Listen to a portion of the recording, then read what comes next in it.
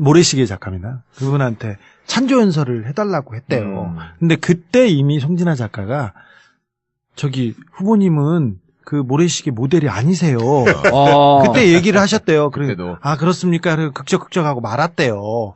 근데 제가 저기 조폭 전문이잖아요. 그래서 제가 모래시계 그 주변 그 사람들을 다 만났어. 그리고 홍준표 의원이 90년대 초반에 광주지검 강력부 검사로 이렇게 딱 배치가 되고 옵니다. 거기서 진짜 나쁜 짓 많이 했죠. 그렇죠. 네. 왔는데 홍준표 의원이 책을 썼어요. 책을 썼는데 거기서 자기가 골프장에서 누구랑 지나가는데 사업가랑 지나가는데 저 앞에 여운안이라고 그러니까 모래시계에서 조폭 보스 나쁜 보스로 이렇게 모델로 돼 있던 사람. 대한민국 판결 사상 처음으로 조폭의 고문으로 되어 있는 양반. 그렇죠. 아유, 역시 잘하시네요.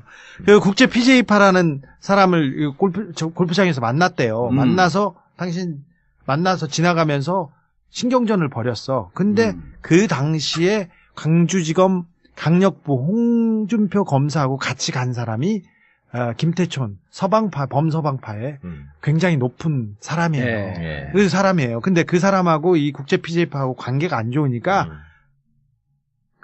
저 사람을 한번 잡겠다고 생각한 거예요. 그리고 결정적인 게 여운한 씨라는 사람이 그때 90년대 초반에 명절 선물로 독일 henkel 쌍둥이 칼 있지 않습니까? 칼을 보냈다. 이거 되게 유명했습니다. 조폭이 저기 검사한테 칼을 보냈다고 해가지고 큰 위협한 사건으로 굉장히 뉴스가 됐는데 그 사건에 잘못 배달된 거였죠. 네, 전무가 뭐였냐면은 그 여운한 씨라는 사람은 그때 henkel 가이가 굉장히 수입도 안 되고 비싼 칼이에요. 그래서 쌍둥이 칼이라고 하잖아요. 네, 부잣집들한테 굉장히 고가의 선물로 각광을 받을 때였는데 이 여운한 씨가 쭉 이렇게 돌렸는데 자기 같은 아파트에 그 아파트에 홍순표라는 의사 선생님이 있었어요. 그 사람한테 주라고 경비 아저씨한테 줬는데 홍준표 검사한테 줘버린 거예요.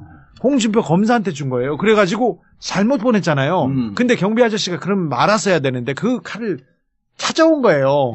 근데 칼을 줬다 뺐으니까 열 받아서 자기를 잡았다. 이게 그 피해자 그러니까 여운한 씨의 증언이에요. 근데 여운한 씨 줬다 뺐었다고? 네. 근데 여운한 씨는 어렸을 때는 저기 그 어두운 조폭 생활을 하기도 했어요.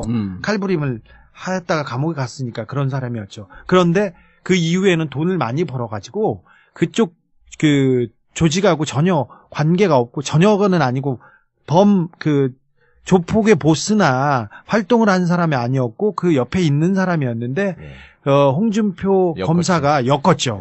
조직 범단의 보스로 그리고 굉장히 중요한 사람으로. 근데 나중에 가니까 이렇게 판결해놨습니다.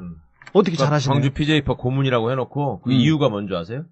조폭들이 체육대회 하는데 거기다가 음료수 보냈다고. 네. 그게 범죄 사실이야. 그러니까 홍준표 검사는 이 사람이 조폭 보스가 아니라는 걸 잘 알고 있었어요. 알면서도 과거에 거기에 몸담았다는 이유로 자기 칼 줬다 뺐었다고. 여운한 씨가 홍준표가 도지사 출마하고 이럴 때 나하고 공개 토론하자. 여러 번 얘기했어요. 몇 번 얘기했어.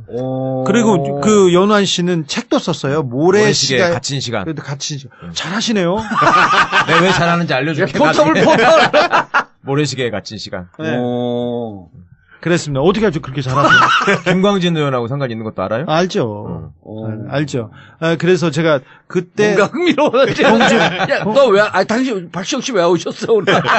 홍준표 의원하고 같이 그때 골프장에서 같이 갔던 그 조폭도 제가 다 만나서 다 취재해보고 그랬습니다. 오늘 그분이 안 그래도 전화가 왔길래 당신 베프는 어렵습니다. 제가 얘기를 해가지고 그분도 마음을 다르게 먹었어요. 여운환. 네, 여운환 씨는 그 홍준표 검사한테 당해서 조폭 보스로 엮여서 감옥에 갔던 사람이에요. 그럼 징역을 범다니면 세게 살았을 텐데. 그것뿐만 아니라 그 뒤로도 뻑하면은 조폭 뭐라고 해서 끌고 들어가가지고. 왜냐면 검사들이 그 리스트 있는데 뻑하면 그 조폭들 끌고 갖고 징역 살리고 후리가리 때리고 그러잖아요. 생색내기에 좋은 저거잖아요. 아이템이잖아. 그래가지고 하여튼 온데 다.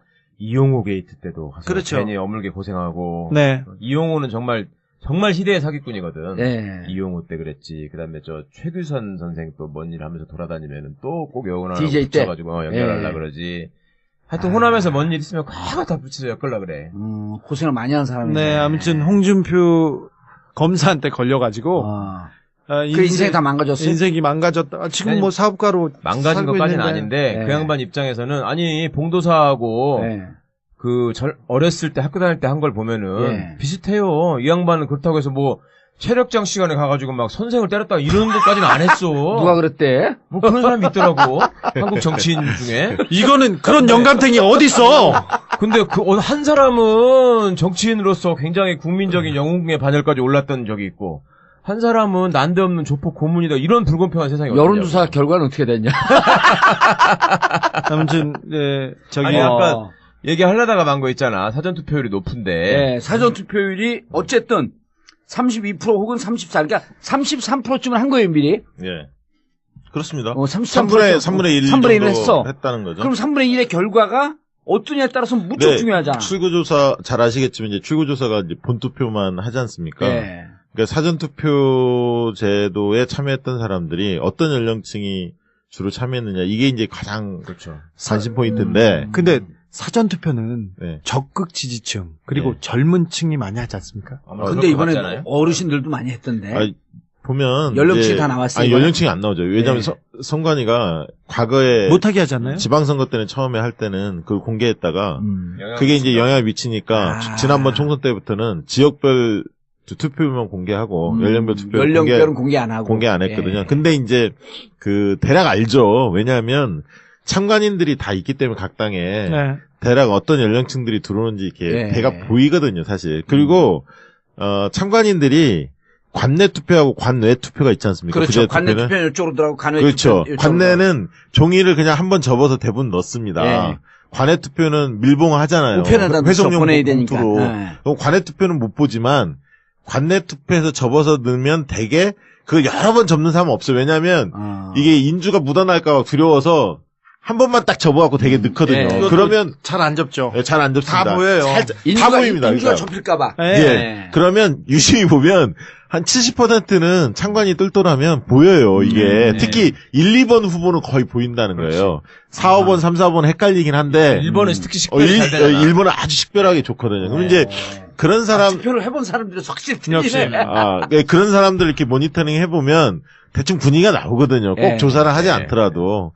근데 이제 대략 얘기 나오는 것들 들어보면 정확한 거냐 선거 이제 끝나고 나면 선관위가 사전투표 연령별 투표율이 어떻게 됐는지 공개할 겁니다. 거기서 드러나겠지만 30대가 제일 많이 한 것 같고요. 그다음에 20대가 많이 한 것 같습니다. 원래는 젊은 층이 많이 해요. 왜냐하면 20대가 사전투표에 적극적으로 응할 수밖에 없잖아요. 대학생들이 주소지가 지방으로 돼 있기 때문에. 근데 이번에는 반드시 5월 4일, 5일 날 투표할 수밖에 없는 사람도 했지만, 한편으로 아까 주 기자님 말씀하신 대로 적극적 투표층들이 기다렸어.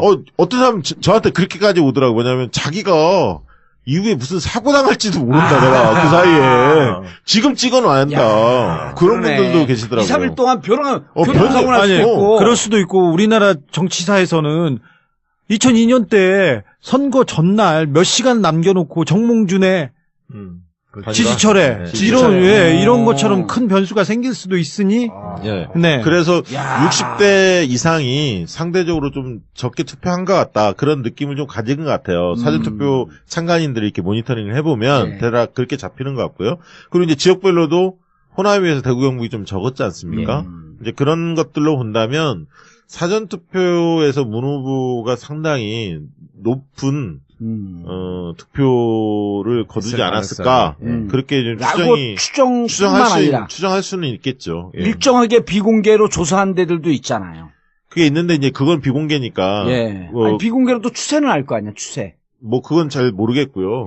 근데 이제 개표 참관인들의 전원에 의하면 1번은 눈에 딱딱 보인다는 거예요. 이게 늘 때 1, 2번은. 그렇죠. 이제 그런 측면들을 볼 때 양심 고백. 조사했어요, 안 했어요? 그것만 얘기해. 했어요, 안 했어요?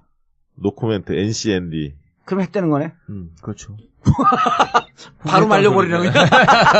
아니, 안 했으면 안 했다 그러지. 뭐, LCND가 뭐야, 벼랑 안에. 했네. 봐봐. 투표권 있냐, 없냐, 그럼 바로 없다고 그러잖아. 그걸 LCND라고 안 하잖아. 아니, 저는 미국 좋아해요. 투표조사했는데, 그러니까 지금 오늘 한 얘기는 투표 참가인들의 전원인 척 하면서 그 조사한 결과를 사전에 노출시켰을 가능성을 전혀 배제할 수 없다고 얘기하면 선거법에 걸릴까봐. 맞네, 맞아. 맞네, 맞아. 예. 결과 나온 거예요. 몇 명 조사했어? 1000명, 1500명. 전 몰라요. 했네요, 했기는. 모른다니까요. 그러니까, 이런 거죠. 지금, 만약에 조사한 데가 있다고 한다면? 아니, 그, 출구조사, 이번에 출구조사 안 담당하는 했잖아요. 업체들은, 예. 그, 출구조사에서 연령별 투표 성향이 나오잖아요. 예, 그거하고, 사전투표율이 워낙 많이 참여했는데, 그 연령층 투표 성향이 다를 수가 있거든요. 아하. 왜냐하면, 특정 후보 지지층이 만약에 많이 했다. 예. 가정을 한다면, 동일하게 20대, 30대의 그 같은 연령층이라 하더라도, 본투표 때 성향이 꼭 같으리라고 장담할 수가 없거든요. 그렇지. 많이 다를 수가 있습니다. 예. 그러면 어떻게 할 수 있냐? 그러면 이렇게 할 수밖에 없는 거예요. 출구조사 담당하는 업체들이 세 군데인데 방송사. 예. 그 업체들이 지금 국민을 대상으로 조사할 수밖에 없는 거예요. 여론조사를 빙자해서. 여론조사에서 지지도 묻고 사전투표 참여 여부라든가 묻고. 본투표 할 건지 뭐 이런 것들을 물어서 교차 분석을 해서 사전투표에서는 연령별로 어떤 투표 성향을 보였구나라는 거를 하나를 갖고 있어야만이 아하. 본투표 때 연령별 투표 성향을 파악해서 이게 다르면 그렇죠. 보정을 해줘야 할 거 아니에요. 네. 똑같은 무시해도 되겠지만 예. 그렇기 때문에 당연히 출구조사 담당했던 여론조사 업체들은 네. 할 수밖에 없겠죠. 아니, 그러니까 출구조사 담당하는 여론조사 업체가 네. 예를 들어볼게요. 이렇게 질문을 해. 자, 쭉쭉쭉 이렇게 성향을 물어봐. 그럼 마지막에 사전투표를 하실 겁니까? 본투표를 본투표를 하실 겁니까? 그럼 사전투표를 할 겁니다. 그럼 사전투표를 한 거로 되는 거 아니야? 사전투표 했습니다. 그럼 사전투표에서 몇 번을 찍었습니까? 라고 물어보는 게 법적으로 하자가 있어요, 없어요? 그거는 여론조사를 그렇게 물으면 안 됩니다. 그러면 응답 거절률도 높고 문제가 될 수가 있어요. 그렇기 때문에 대개는 어떻게 물어봐? 어떤 후보를 지지하세요? 지지도를 먼저 묻고 지지도를 먼저 묻고 맨 나중에 투표의향 물어보면서 투표의향하면서 본투표 할 거냐 아니면 사전투표 했다 그러면은 위아래를 맞춰서 사전투표를 했으면 이분을 찍었겠구나. 대략 뭐 그런 방식으로 하겠죠. 한다면. 예. 그래서 나온 결과 아까 얘기했다는 거예요? 뭔 얘기야?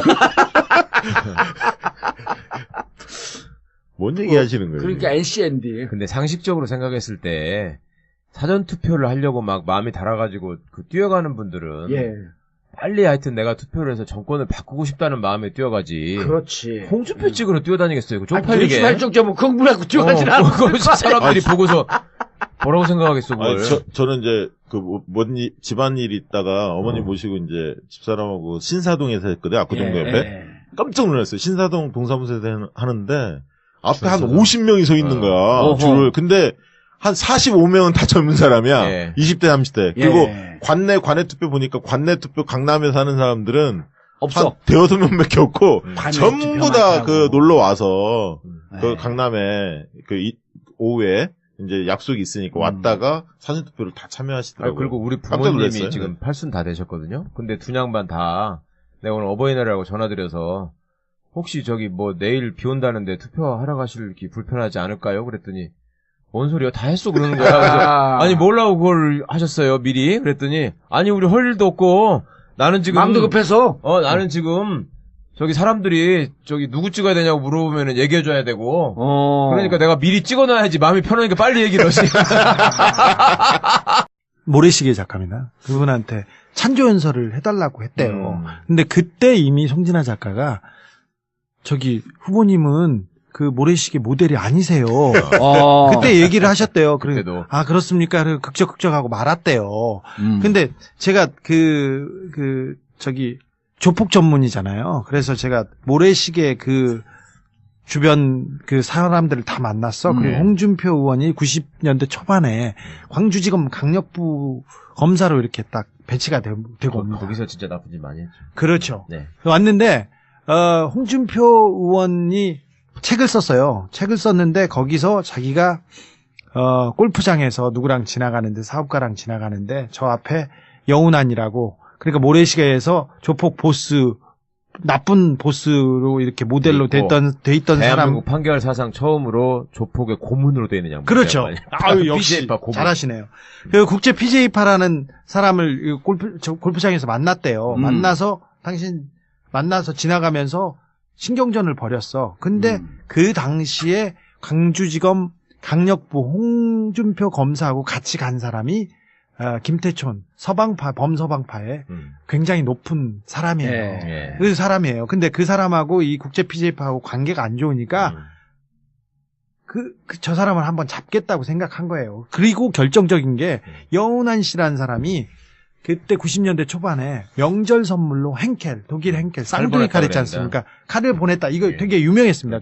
조폭이 검사한테 칼을 보냈다고 해가지고 큰 위협한 사건으로 굉장히 뉴스가 됐는데 그 사건에 잘못 배달된 거예요. 네, 전모가 뭐였냐면은 그 여운한 씨라는 사람은 그때 henkel 가이가 굉장히 수입도 안 되고 비싼 칼이에요. 그래서 쌍둥이 칼이라고 하잖아요. 네, 부잣집들한테 굉장히 고가의 선물로 각광을 받을 때였는데 이 여운한 씨가 쭉 이렇게 돌렸는데 자기 같은 아파트에 그 아파트에 홍순표라는 의사 선생님이 있어요. 그 사람한테 주라고 경비 아저씨한테 줬는데 홍준표 검사한테 줘버린 거예요. 들어오는지 이렇게 배가 보이거든요, 사실. 그리고 참관인들이 관내 투표하고 관외 투표가 있지 않습니까? 그렇죠. 관내 투표는 이쪽으로 들어가고 관외 그렇죠. 관내는 종이를 그냥 한번 접어서 대부분 넣습니다. 관외 투표는 밀봉하잖아요. 회송용 보내야 되니까. 관외 투표는 못 보지만 관내 투표에서 접어서 넣으면 되게 그 여러 번 접는 사람은 없어요. 왜냐하면 이게 인주가 묻어날까 봐 두려워서 한 번만 딱 접어갖고 되게 넣거든요. 그러면 잘 안 접죠. 잘 안 접습니다. 다 보여요. 다 보입니다. 인주가 접힐까봐.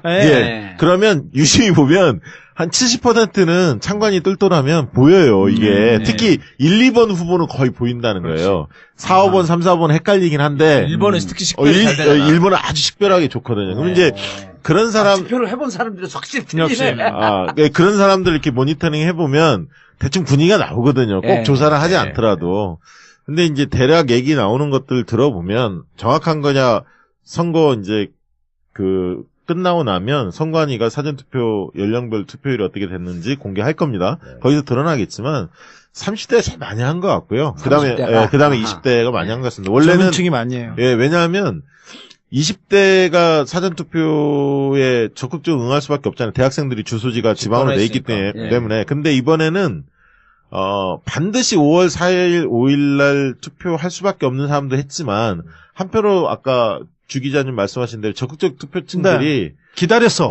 어떤 사람 저한테 그렇게까지 오더라고요. 왜냐하면 자기가 이후에 무슨 사고 당할지도 모른다. 내가 그 사이에 지금 찍어놔야 그런 분들도 계시더라고요. 2, 3일 동안 변호사고 날 수도 있고. 그럴 수도 있고 우리나라 정치사에서는 2002년 때 선거 전날 몇 시간 남겨놓고 정몽준의 지지철에 이런 것처럼 큰 변수가 생길 수도 있으니 그래서 60대 이상이 상대적으로 좀 적게 투표한 것 같다 그런 느낌을 좀 가진 것 같아요. 사전투표 참관인들이 이렇게 모니터링을 해보면 대략 그렇게 잡히는 것 같고요. 그리고 이제 지역별로도 호남에 비해서 대구 경북이 좀 적었지 않습니까? 이제 그런 것들로 본다면 사전투표에서 문 후보가 상당히 높은 투표를 거두지 않았을까 그렇게 좀 추정할 수는 있겠죠. 일정하게 비공개로 조사한 데들도 있잖아요. 그게 있는데 이제 그건 비공개니까. 아니, 비공개로 또 추세는 알 거 아니야, 추세. 그건 잘 모르겠고요. 근데 이제 개표 참관인들의 전원에 의하면 1번은 눈에 딱딱 보인다는 거예요. 이게 늘 때 1, 2번은. 그렇죠. 이제 그런 측면들을 볼 때 양심 고백. 조사했어요, 안 했어요? 그것만 얘기해. 했어요, 안 했어요? 노코멘트, NCND. 그럼 했다는 거네? 그렇죠. 바로 말려버리는 거야. 아니, 안 했으면 안 했다 그러지. 뭐야, NCND가 뭐야, 벼랑 안에. 조사 봐봐. 투표권 있냐, 없냐, 그럼 바로 없다고 그러잖아. 그걸 NCND라고 안 하잖아. 아니, 저는 미국 좋아해요. 투표 조사했는데, 그러니까 지금 오늘 한 얘기는 투표 참가인들의 전원인 척 하면서 그 조사한 결과를 사전에 노출시켰을 가능성을 전혀 배제할 수 없다고 얘기하면 선거법에 걸릴까봐. 맞네, 맞아. 맞네, 맞아. 결과 나온 거예요. 몇 명 조사했어? 1000명, 1500명. 전 몰라요. 했네요, 했기는. 모른다니까요. 그러니까 이런 거죠. 지금 만약에 조사한 데가 있다고 한다면 아니 그 출구조사 이번에 그 출구조사 안 담당하는 했잖아요. 업체들은 예. 그 출구조사에서 연령별 투표 성향이 나오잖아요. 예, 그거하고 사전투표율이 워낙 많이 참여했는데 그 연령층 투표 성향이 다를 수가 있거든요. 아하. 왜냐하면 특정 후보 지지층이 만약에 많이 했다. 예. 가정을 한다면 동일하게 20대 30대의 그 같은 연령층이라 하더라도 본투표 때 성향이 꼭 같으리라고 장담할 수가 없거든요. 그렇지. 많이 다를 수가 있습니다. 예. 그러면 어떻게 할 수 있냐? 그러면 이렇게 할 수밖에 없는 거예요. 출구조사 담당하는 업체들이 세 군데인데 방송사. 예. 그 업체들이 지금 국민을 대상으로 조사할 수밖에 없는 거예요. 여론조사를 빙자해서. 여론조사에서 지지도 묻고 사전투표 참여 여부라든가 묻고. 본투표 할 건지 뭐 이런 것들을 물어서 교차 분석을 해서 사전투표에서는 연령별로 어떤 투표 성향을 보였구나. 홍준표 검사한테 준 거예요. 그래가지고 잘못 보냈잖아요. 근데 경비 아저씨가 그럼 말았어야 되는데 그 칼을 찾아온 거예요. 예. 근데 칼을 줬다 뺐으니까 그렇죠. 열 받아서 그렇죠. 자기를 잡았다. 이게 그 피해자 그러니까 피해자 여운한 씨의 여운한 씨의 증언이지. 증언이에요. 예. 근데 여운한 칼 씨 줬다 뺐었다고? 네. 근데 여운한 씨는 어렸을 때는 저기 그 어두운 조폭 생활을 하기도 했어요. 칼부림을 하였다가 감옥에 갔으니까 그런 사람이었죠. 그런데 그 이후에는 돈을 많이 벌어가지고 그쪽 그 조직하고 전혀 관계가 없고 전혀는 아니고 조폭의 보스나 활동을 한 사람이 아니었고 그 옆에 있는 사람이었는데 홍준표 엮었죠. 검사가 엮었죠. 네. 조직 범단의 보스로 그리고 굉장히 중요한 사람으로. 근데 나중에 가니까 이렇게 판결해놨습니다. 어떻게 잘하시나요? 광주 PJ파 고문이라고 해놓고 그 이유가 뭔지 아세요? 조폭들이 체육대회 하는데 거기다가 음료수 보냈다고. 네. 그게 범죄 사실이야. 그러니까 홍준표 검사는 이 사람이 조폭 보스가 아니라는 걸 잘 알고 있었어요. 알면서도 과거에 알면서도 거기에 그렇죠. 몸담았다는 이유로 네. 자기 칼 줬다 뺐었다고 그 여운한 열받았고 씨가 홍준표가 도지사 출마하고 이럴 때 나하고 공개 토론하자. 여러 번 얘기했어요. 몇 번 얘기했어. 그리고 그 연우한 씨는 책도 썼어요. 모래시계 갇힌 시간. 그래도 갇힌 시간. 잘하시네요. 내가 왜 잘하는지 알려줄게. 포털. 모래시계에 갇힌 시간. 네. 그랬습니다. 어떻게 아주 그렇게 잘하세요? 김광진 의원하고 상관 있는 것도 알아요? 알죠. 알죠. 그래서 제가 그때 뭔가 흥미로웠지. 당신 박시영 씨 왜 오셨어 오늘? 홍준표 의원하고 같이 그때 골프장에서 같이 갔던 그 조폭도 제가 다 만나서 다 취재해보고 그랬습니다. 예. 오늘 그분이 안 그래도 전화가 왔길래 당신 베푸는 어렵습니다. 제가 얘기를 해가지고 그분도 마음을 다르게 먹었어요. 여운환. 네, 여운환 씨는 그 홍준표 검사한테 당해서 조폭 보스로 엮여서 감옥에 갔던 사람이에요. 그럼 징역을 범단이면 세게 살았을 텐데. 그것뿐만 아니라 그 뒤로도 뻑하면은 조폭 뭐라고 해서 끌고 들어가가지고. 왜냐면 검사들이 그 리스트 있는데 뻑하면 그 조폭들 끌고 갖고 글쎄. 징역 살리고 후리가리 때리고 그러잖아요. 생색내기에 좋은 저거잖아요. 아이템이잖아. 그래가지고 하여튼 온데 다 이용호 게이트 때도 가서 그렇죠. 괜히 어물게 고생하고. 네. 이용호는 정말 희대의 사기꾼이거든. 네. 이용호 때 그랬지. 그다음에 최규선 선생 또 뭔 일 하면서 돌아다니면은 또 꼭 여운하고 DJ 때 붙여가지고 연결하려 그러지. 하여튼 호남에서 뭔 일 있으면 과거 다 붙여서 엮으려 그래. 고생을 많이 한 사람이네. 네, 아무튼 홍준표 검사한테 걸려가지고 그 인생이 다 망가졌어요? 인생이 망가졌다. 지금 아니, 사업가로 망가진 것까지는 아닌데 그 양반 입장에서는 아니 봉도사하고 어렸을 때 학교 다닐 때 한 걸 보면은 비슷해요. 이 양반은 그렇다고 해서 체력장 시간에 가가지고 막 선생을 때렸다 이런 것까지는 안 했어. 누가 그랬대? 그런 사람이 있더라고. 한국 정치인 중에. 이거는 그런 영감탱이 어딨어? 근데 한 사람은 정치인으로서 굉장히 국민적인 영웅의 반열까지 올랐던 적이 있고 한 사람은 난데없는 조폭 고문이다. 이런 불공평한 세상이 어디냐고. 여론조사 결과는 어떻게 됐냐? 아무튼 아니 아까 얘기하려다가 만 거 있잖아. 사전투표율이 높은데. 네, 사전투표율이 어쨌든 32% 혹은 34, 그러니까 33%쯤은 한 거예요, 미리. 예.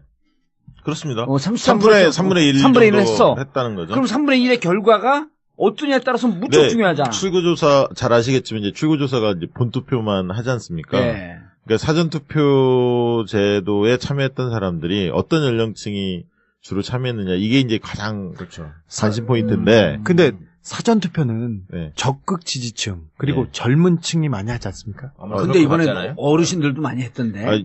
보면 연령층이 다 나왔어요. 아니, 연령층이 안 나오죠. 왜냐하면 선관위가 과거에 못하게 하잖아요. 지방선거 때는 처음에 할 때는 그걸 공개했다가 그게 이제 영향을 미치니까 지난번 총선 때부터는 지역별 투표만 공개하고 연령별 투표를 연령별은 공개 안 하고 공개 안 했거든요. 근데 이제 그 대략 알죠. 왜냐하면 참관인들이 다 있기 때문에 각 당에 대략 어떤 연령층들이